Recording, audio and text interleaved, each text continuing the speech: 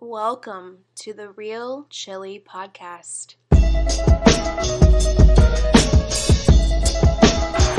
the Golden Eagles of Marquette University in Milwaukee are bound for the Final Four for only the third time ever. 5 seconds left. Marquette down by one, trying to avoid the upset. Blue the drive, the left hand. It's good.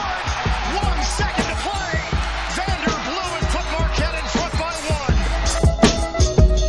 And I want to win every day as basketball players, as students, and I want to win every day, most importantly, as people.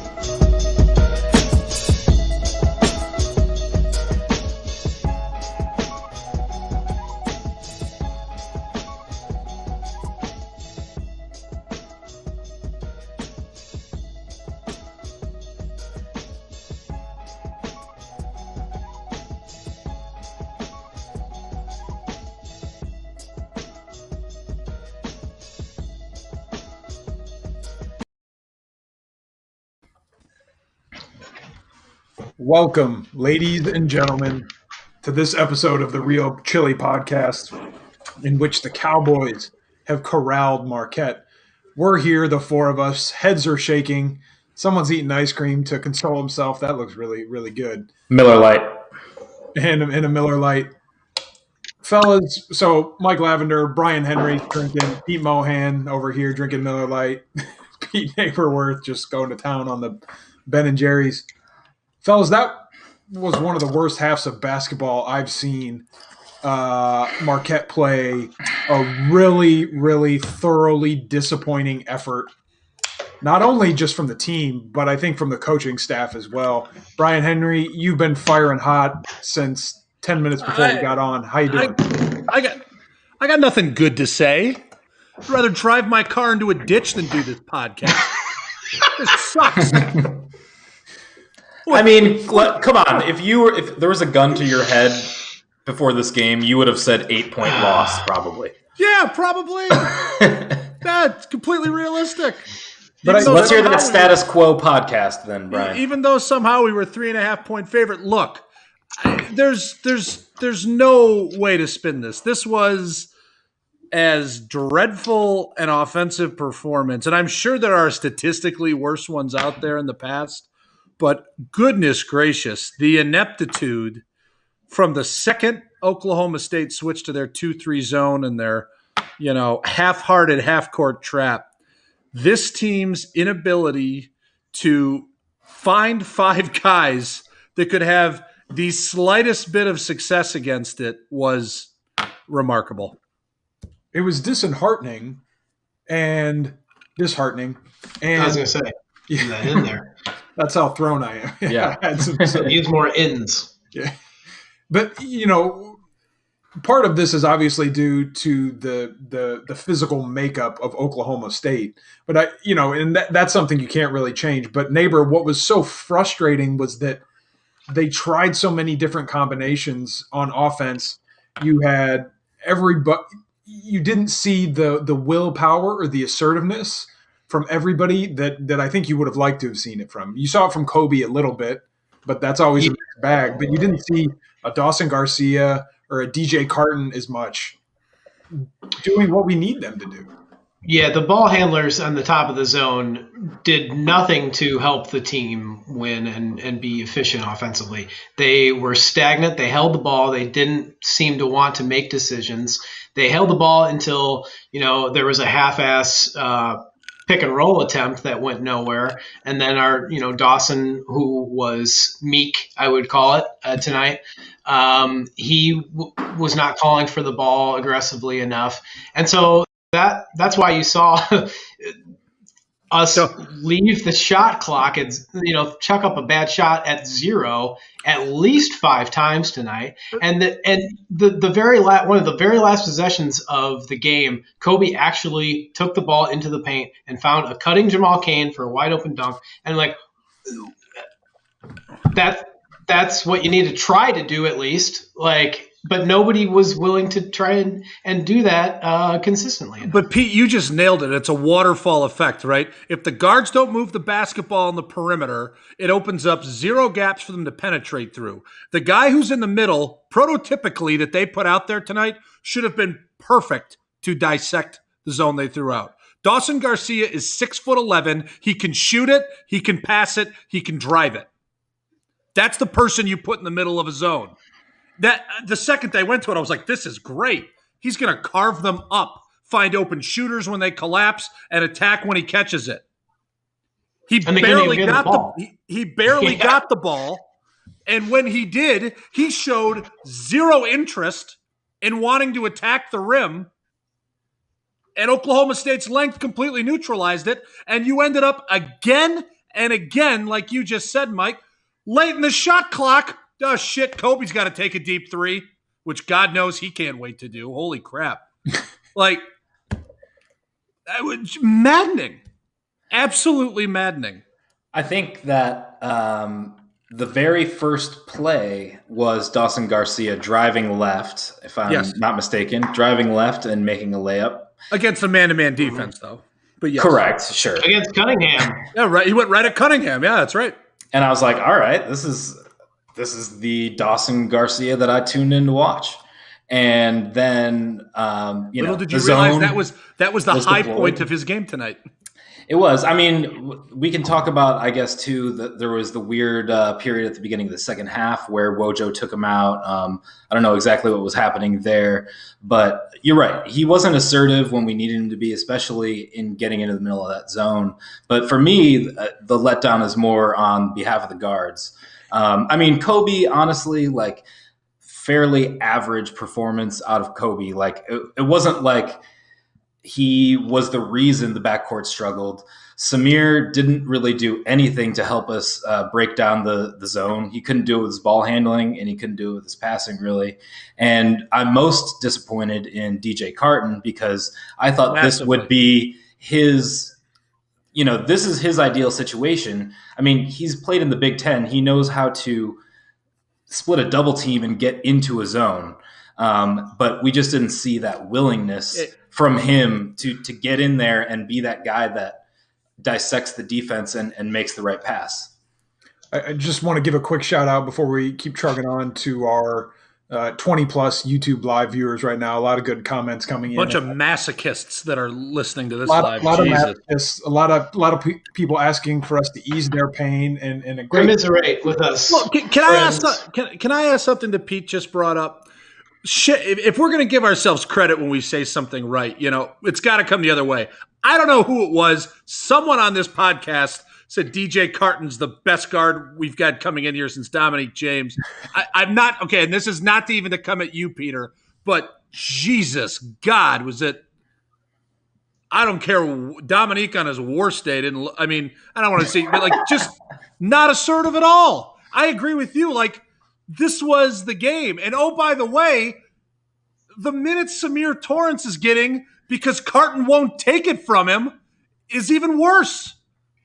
That doesn't make any sense. That doesn't make any sense to me at all. But Pete, it's not like DJ was on the court going, I should be having all these minutes. He was a ghost for stretches too. So they kept putting Torrance back out there. And by the way, I hope that was just a bad night shooting. Jesus God, is his jump shot broke right now. I mean, feet set, wide open, clang. Catch, square, shot, clang. I mean, you have zero confidence the ball's going in when he's shooting right now. I hope he turns it around. They need something productive from him. But the fact that DJ Carton, this needed to be the game where it was, I need to be on the court 30 minutes a night. And he didn't do that. DJ Carton finished 2 for 7 from the field, 0 for 4 from the three-point line. I think 7 points, 3 for 4 from the free throw line. The stat that stood out most to me for him was 4 turnovers, which is not something you have for the amount of minutes he played, which we don't have right here. It's not posted on ESPN yet. It was not a great performance from him. And we say – I got you, Mike. He played 20 minutes. 20 minutes. We say, why wasn't he out there more than Samir? I agree that Samir didn't look great. I don't know if DJ looked that much better. No, I agree. He didn't. And that's the scary thing. 100%. He didn't look that much better. You're right. And I am still confident in his abilities, mostly because he's clearly head and shoulders above Samir on a talent level. I mean, that breakaway dunk that he had and the nice transition pass to Garcia for a dunk early when we looked like we were going to win by 30, by the way, was like we're rebounding the ball. We're playing tough defense. The ball's moving. The ball's sharing. We're actually getting out on breaks and creating turnovers and finishing. No, go ahead. I'm sorry. And we're up by 12, and everything was just so poetically beautiful. And wow, what a turnaround! But I might be a little hyperbolic or maybe a little early in my DJ Carton praise, but I still feel that he is the guy to take over. I am disappointed that he's not able to get more minutes from Samir Torrance because and we'll get to Wojo in a second, but and his rotations, but that is the most troubling thing right now, I think. I think something else I want to say too about the offense that I want to take, as evidence here. I believe it was the last pod. Brian and Eric were saying, well, maybe it was Eric that was saying that this team has enough shooting, and that's patently untrue. No. I mean, okay, well, if Garcia was taking more shots, maybe that would be something. But let me read this off the box score for you. Kobe and Jamal Cain both missed 9 shots. Dawson Garcia missed 7 shots, and Samir Torrance missed 5 shots. I mean, yeah, we're probably not going to shoot, 33, 35% or whatever every game. But at the same time, like, that's your starting lineup and you have guys missing nearly double-digit shots. That means, number one, they're not getting shots that they can make. And number two, they're not able to make contested shots. And that's a recipe for disaster offensively. And we need to see more, I think, assertiveness in going to the hoop. What we did well in the previous game was draw over 30 free throws. This game only got 21. And we're going to need that to buoy our average at best shooting from outside. So, as we've pointed out, and there's more to talk about, there were a lot of negatives in this game. I don't want to let too much. By the way, I don't think we ever said the score. Marquette loses 70-62 to Who cares? Who cares? No one The cares. last 5 minutes were irrelevant somehow. Yeah, I turned it off. We got poked. But look, We did get poked. a bright spot may be too strong of a phrase. There were 2. But I do want to give, in the theme of being hyperbolic, I want to give myself a shout out. On November 18th, I texted, or maybe it was last Wednesday, I texted the group and I said, pretty sure that Justin Lewis is going to be my favorite Marquette player by Christmas. And I think we all agreed in watching this game that, certainly Eric did, that the kid knows his way around a basketball court. He's a basketball player. He's always underneath the rim making plays. He's got a beautiful shot, even if it doesn't go in. A lot to be said about Justin Lewis and what he's shown us in 3 games. He played his ass off in the 22 minutes he was on the court. Played his ass off. A handful of times he had to switch over and guard Cunningham. He was aggressive on the glass, efficient when I thought he passed the ball intelligently. 13 rebounds. He was our first or second best player tonight, depending on how you look at it. And I'll give love to off of that, Mike. I thought Jamal Cain, it's not fair. He shouldn't be our leading scorer tonight. He was willing to shoot the ball and he rebounded it as well. I thought Jamal played extremely well. In addition, Jamal is far and away our best rebounder. I think that we can put that to bed. But Jamal's still the size of a toothpick. That's a problem. Our best rebounders got to be Theo John and Dawson Garcia, in my opinion. They need to be. I mean, Justin Lewis is already close to – he's neck and neck with Jamal. 13 rebounds against a D1 opponent with size and length. I mean, the guy is already a legitimate Big East rebounder for sure. One of the most impressive stats besides the 13 rebounds, 0 fouls. I mean, for a freshman to be playing down low in the post against a high major opponent like that without fouling is very impressive. And what else you can say about his minutes out there? He was very good. Now the surprising thing is, why did he only get 22 minutes? I mean, he was playing much better than Dawson was at the 4. I guess Wojo was trying to get some offensive, trying to get something back on the offensive end. But when he was your best player kind of on both ends, it seemed to me, most of the night. Don't you guys think that's why Garcia was sitting as much as he did early in the second half? He wasn't hurt. That was purely a Wojo. If you're not going to be assertive, somebody else will play. He's being assertive. He's going to be on the court. I mean, we don't know that, but that sure as hell what it looked like. Yeah. And it looked like the opposite. It looked like he just kind of reneged on that, because he was like desperate for offense. But and Dawson's supposed to be a, dynamic offensive player, and, and Justin was sitting on the bench. But I have no problem with him. Look, Garcia needed to be on the court because he either needed to figure it out or he needed to, look, when it comes down to it, it's a non-conference game. It sucks they lost. The world's not coming crumbling down. I think we're more disappointed with how they lost than the fact that they lost the game. Garcia needed to go through that. And look, we're being hard on him because we need him to be good. He's a freshman. Of course, freshmen are going to suck from time to time. That's not shocking. The fact that he had a poor game today against high major talent that made it difficult for him to score is not shocking. It's not. But we need more. I think the most disappointing thing for me from this game, because you're right, Brian, this is not the end of the world. This is a non-conference game. We lost by 8, but it was the way we lost. And to me, it was the kind of limp dick lack of this nature that we played this game with. I mean, that doesn't say there weren't moments of assertiveness from certain players, but let me ask you this. And I think someone said it on the text thread, which, by the way, folks, was fucking blowing up today. It looked like, I think Eric said this, they weren't getting coached. It looked like there was no coaching happening to shift. And maybe there aren't, there's only so much you can do when your players don't know how to react to a 2-3 zone. But that combination of lack of assertiveness, not knowing what to do, almost a little lackadaisical, combined with the coaching was kind of my worst nightmare. And a lot of what we saw not a lot of what we saw last year, but components of what we saw last year. So, okay. Let's have the discussion then. Get into it.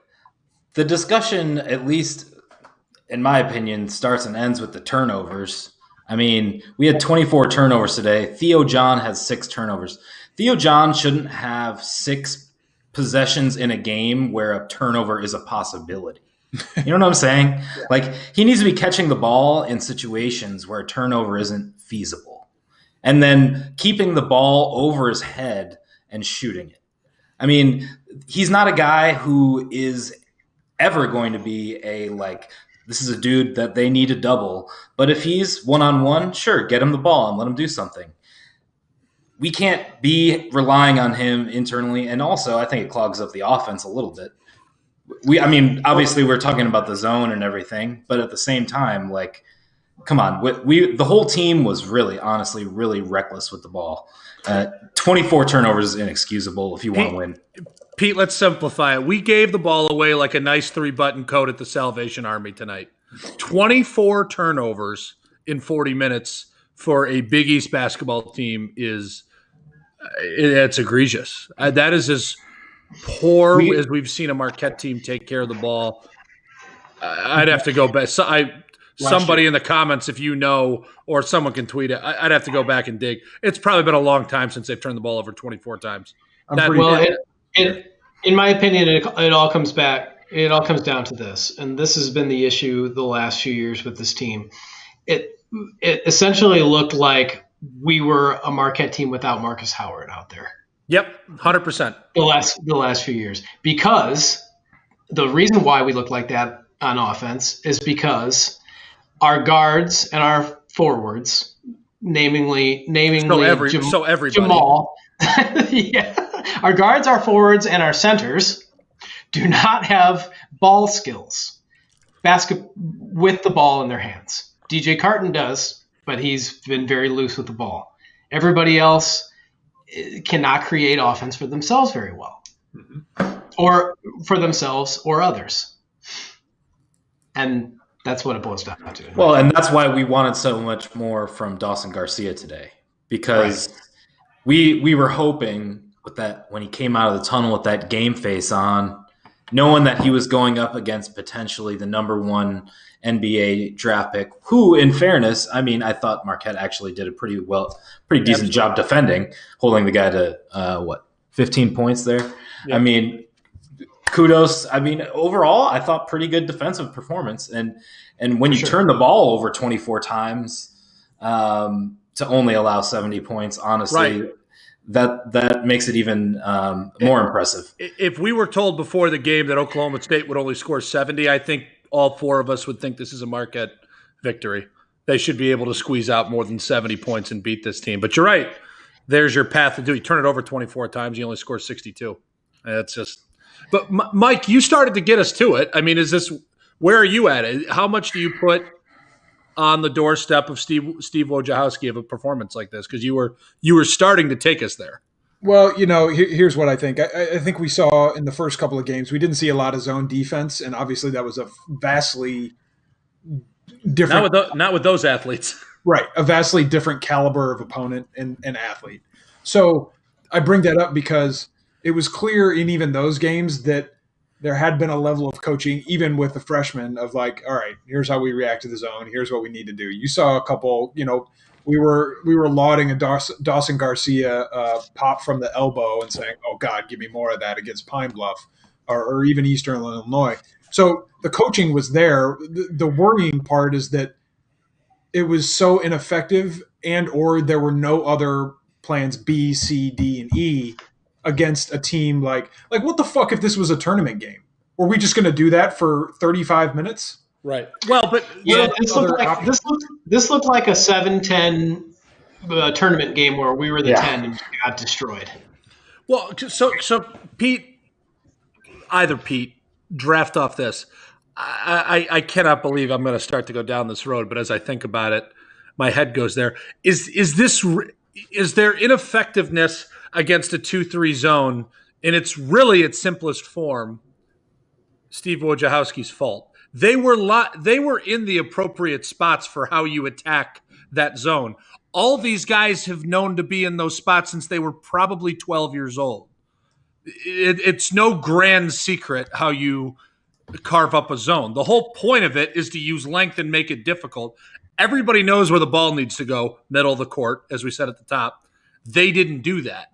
I'll be honest, I don't know if I sit here and go, Wojo, why didn't you make adjustments? I think it's disappointing that they weren't better prepared to attack it, but at some point, the kids got to put the ball in the basket and they got to get into the lane and create opportunities. Please, I think retort, but this is as simple as it gets. This is basic X and O basketball that at this level a player should be able to handle.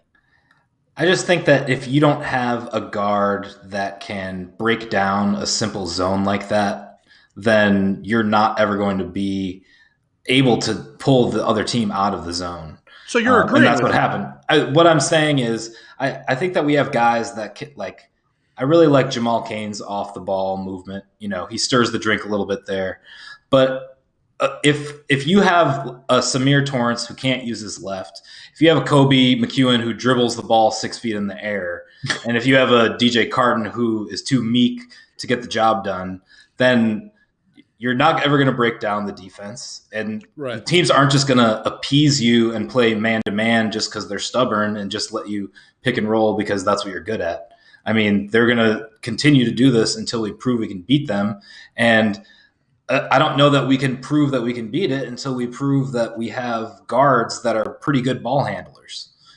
And so that's what I'm most worried about. I agree with you, Brian. I think that it's not like Steve Wojciechowski's never coached his own offense before. Right.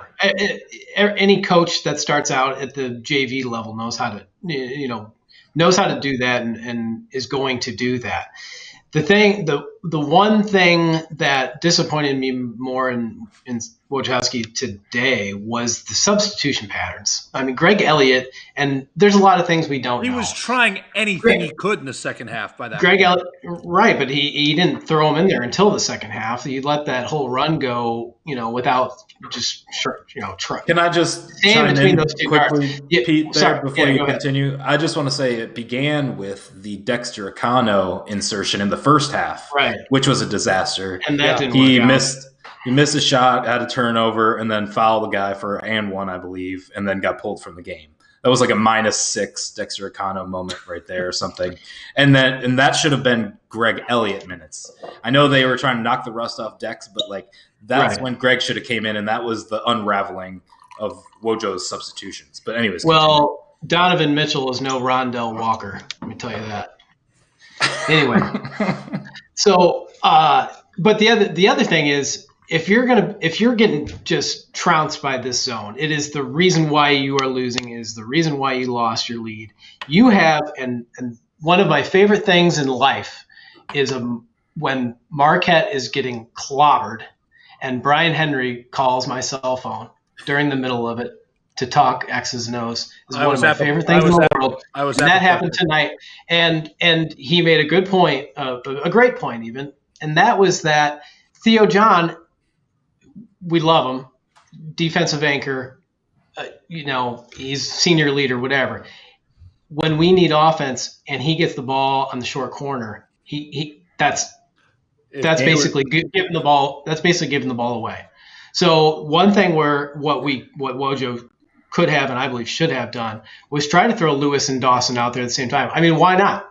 They're two clearly superior offensive players. And Lewis provides good enough defense. Dawson's, getting there. I think Lewis, Dawson, like if you had Lewis, Garcia, and Jamal out there, that's enough length and rebounding out there, in my opinion, and defense in the front court. Well, yeah, and they can stretch it out a little bit. I mean, Lewis can hit that 15-foot J. Theo, of course, 2 for 2 from 3. So, of course, take that for what it's worth. Take that, Steve Novak. But I thought Bubbles' point was like, you know what? If they're going to be running the zone against us, sacrifice, Theo's anchor on defense for something different on offense, because throwing the ball around, at the top and then him getting the ball in the corner and doing nothing with it is not going to lead you back to victory. It was 4-on-5, and it allowed their middle of the low middleman and whatever side the ball was on, where the low wing, they could cheat up on Garcia in the middle, which made it difficult to get Garcia the ball. They cupped most of the game, and they didn't allow that entry pass because they weren't afraid of the guy on the baseline catching it at 6 feet and making an effective move to the basket. Well, and they're also not afraid of our 3-point shooting. No, well, I was just about to say that. Our defense. We've buried the lead in not talking about that. Well, and I want to say too that we've been so used to, for this stretch, of having Rousey and Howard and the Hausers, and that we're like, if some team rolled a zone like this out there, they'd just be salivating and they'd tear it up. It'd be an 8-0 run, and the coach would pull out of it, because those are the kind of guys who were absolute zone killers from 3-point range. And it's obvious that isn't a weapon that this team has, or if that's a weapon in Dawson Garcia's arsenal, he didn't feel like pulling it out today. But this team certainly doesn't have the 3-point weapons to stretch that defense and to make a team pay when they roll the zone out there. Yeah, that's a great point, because Oklahoma State guys, even when we were playing our man-to-man defense, and it was good, they were hitting contested 3-point jumpers, and we were not, and we were not making wide open jumpers either, which hurts. So with that, in just 3 days' time, oh no, Marquette will. We're totally going to beat the Badgers. Totally going to beat the Badgers. We're going to destroy the Badgers. Marquette will face off against the Wisconsin Badgers, the currently the number 4 ranked team in the country. I believe this game is in Milwaukee. Yeah, it's in Milwaukee, 7 p.m. Eastern, 6 p.m. Central on this Friday evening. And our cardboard cutouts better fucking make more noise than they did tonight. What's that, Ben? I said our cardboard cutouts better make more noise than they did tonight. Right. So I haven't seen Wisconsin play. I feel like one of you said you did, and you saw. They're good. To put it simply, they're very good. Who will get punched in the dick by Brad Davison? Well, Bad Brad's going to be back, and they will be a problem. They will. It will be. Let's put it this way: a effort of this caliber tonight you'll get beat by 20 points. I think we're a lot better than we played tonight. I think we can compete against them. I think there's a scenario where it's a tight ball game, but oh baby, do they need somebody better score the basketball on Friday? It's that simple. Yeah, someone's got to do it, and they need more from obviously Garcia. They need more from Carton. Those two have to be double digits and up for us to be competitive against anybody worth the salt. And Wisconsin will be they're a good team. See, that's one other thing. Is like if this were the team that we would hope it would be, like Kobe would be a 6th man and Jamal would be a 7th man, and that's kind of what they've been their whole careers. But that's kind of where we're at, and that's why we need our top 40 recruits, to play like it. Well, you got to believe that Wojo is going to try to light a fire under these guys over the next few days, just with the way they showed up. So hopefully, they show up with a little bit of a different attitude on Friday night, because, like you said, Brian, it's not going to cut it with the way they. No, the young teams are going to get beat like this. This won't be the first time this happens this year. I'm not sure if everyone's been watching. Creighton's going to be a problem when you see them twice. Villanova will be a problem when we see them twice. I mean, we will have a very difficult time beating those two teams, and at least once we'll probably get our asses kicked pretty strongly. Bounce back from it, still demonstrate confidence. There's ways to learn while you're doing it. And I hope they can do that. They got down on themselves tonight. They did. And they're human. There's no shame in that. They were frustrated, dust it off and go play a big one Friday night. Everyone will forget about this one if you go play great. So now we'll transition to the greatest running segment in this show's history, the junk drawer. Some folks on Twitter thought it was the drunk drawer, which I think it was one night when we were all getting hammered a couple of weeks ago. But I just want to start the Give me junk another drawer. half hour, we'll be there. I want to start off the junk drawer. First, I want to shout out, some of these comments in here in the YouTube chat. First of all, one good comment was a team has to be on serious crack to play man against us. That's just good analysis right there. That is a fire take. let me and we don't play Iona this year, so I'm not sure if that's going to happen. Another one of my favorite comments was, this game was worse than drinking a pitcher of Caffrey at Caffrey's play. Full of chest hair. And worse than drinking a pitcher of beer at Caffrey's? But it was $1. I would say that's pretty good. Yeah, it was $1 after the game. And we usually won at least back in the day. Maybe worse than the $1 High Life Light, like from Mug Night, with a mug that you've used 20 times in 20 consecutive weeks. And definitely wasn't washed. What about worse than the other? Oh, jeez. Well, go ahead. There's a Marquette basketball story about Delta Chi at a party after Dominic James's his second year, and he wasn't playing well. Everyone at the party started chanting go pro," because everyone was disappointed with his play and wanted him to leave to go pro. It was crazy. Anyways, to follow up with another comment from the YouTube chat. A very great question. Junk drawer question from Zach Guerin says, why do they call Brian Bubbles? And that's a very simple evolution. Oh, there's a follow-up? There's a follow-up and says, yes, someone please explain Bubbles. This pain is too much. Oh, Bubbles. No, it's kind of That's just what I wanted was this being explained to a live internet audience. Yeah. It's a very anticlimactic reason. I mean, looks like it really is. Yeah. I wish it was a better story. It's not. No, he would go by B. Henry. That was his name, really, B. Henry. And so some of us would say, B. Henry, like, kind of like Mason, the Pistons in-game PA announcer. Would announce Ben Wallace essentially. That's Bubbles was a sports announcer in our time at Marquette, and we would like to, reciprocate by announcing his arrival. Yes, and so the that's not it at all. From Brian Henry, the Bubba eventually evolved into Bubbles. That's not it at all. Oh, that's totally it. Please, that's not it at all. Please tell us, Brian. Whatever. Right. No, we'll do that offline. Nobody wants to hear it. I want to hear it. Brian Danielle just started calling me it one day, and everybody else jumped on. I think it's because of that. He might have. Yeah, that's how I remember him being the first one, and then nothing happened. Then all of a sudden we came back sophomore year, and everybody called me that. There's not much I remember, but all right, fine. I'll give you that. Right. Well, that's the way I know. And that's the way it was. Yeah, there you go. I wish it was better. For a contribution, and also to follow up with a previous point from the podcast, my last podcast.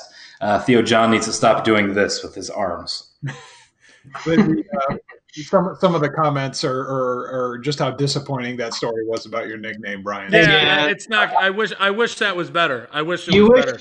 You wish you would have I could have made up a better one. Lying naked in a tub of champagne or something, but no, that which somebody in this group of four did actually do. It's not you. Me? Yeah. There's some photo of you. I mean, I was dressed like a newsman, but I wasn't. It was in a regular newsie.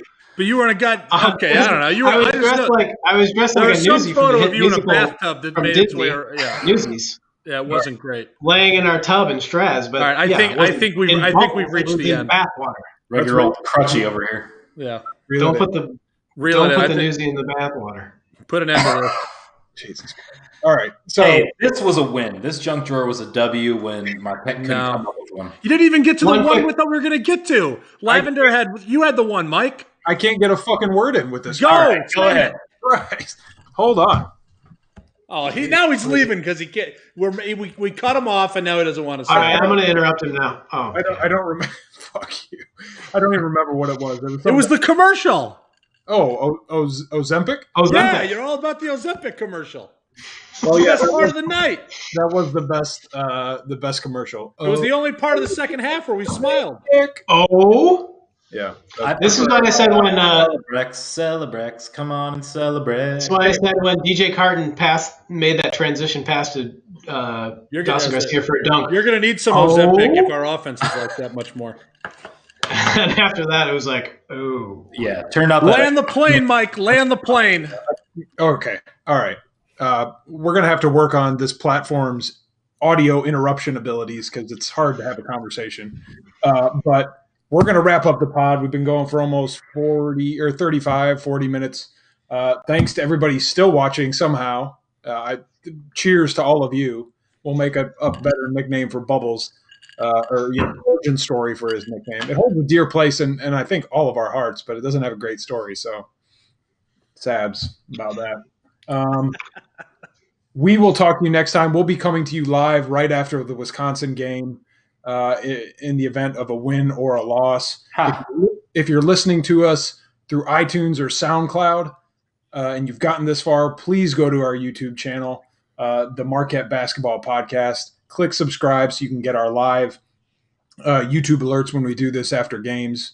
Obviously, we'll continue posting to iTunes and SoundCloud. Fellas, any last words from you before we sign off?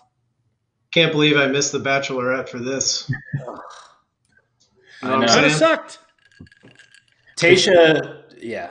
I would rather have a Tasha 2 hours of Tasha, then 2 hours of L. That was a loser-ass offense today, I have to say. I usually, caution my words, but that was disappointing-ass offense today. L. All right. Well, with that, signing off for Brian Henry, Pete Mohan, and neighbor Pete Worth. Neighbor's got a good name origin story. We'll tell that next time. I'm your host, Mike Lavender. Thanks for tuning in. It's really not. Better than pretty plain and boring, if you ask me. It is. Signing off for everyone here at the Real Chili Podcast, including Mr. Pond, who may be watching right now. I'm your host, Mike Lavender. We'll talk to you next time. See you, folks. You rock. Bring one out. Thanks, live fans.